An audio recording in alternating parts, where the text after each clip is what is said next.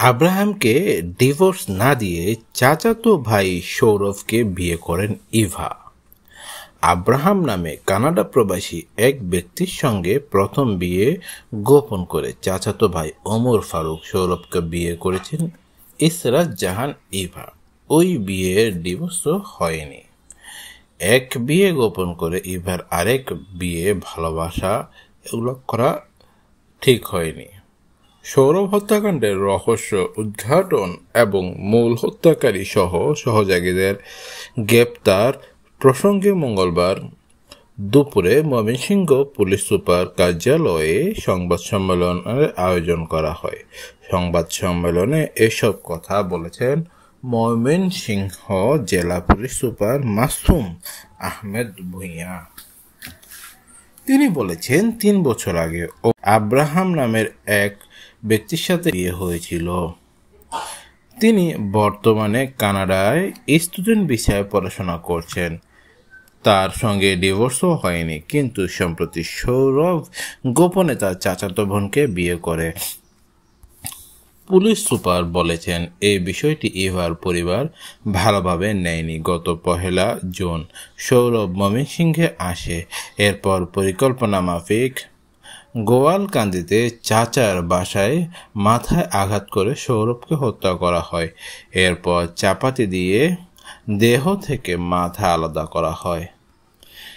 এর আগে গত ২রা জুন সকালে ময়মনসিংহ সদরের সীমান্তবর্তী মনতলা ব্রিজের নিচে সুতিয়া নদী থেকে সৌরভের ৪ টুকরা লাশ উদ্ধার করে পুলিশ।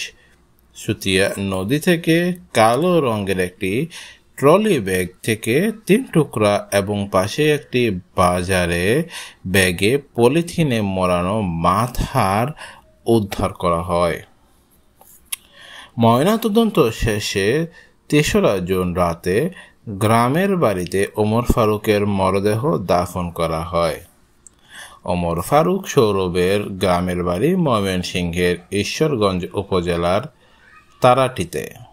তার বাবার নাম ইউসুফ আলী। তিনি চাকরি করেন ডাক বিভাগে। মা মাহমুদা আক্তার পারুল গৃহিণী।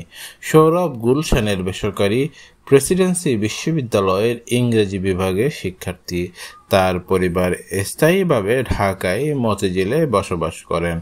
এই হত্যাকাণ্ডের ঘটনায় ইউসুফ আলী বাদী হয়ে ২রা জুন রাতে ময়মনসিংহ কোতোয়ালি মডেল থানায় একটি মামলা দায়ের করেন। ওই মামলায় অজ্ঞাতনামা কয়েকজনকে আসামি করা হয়েছে।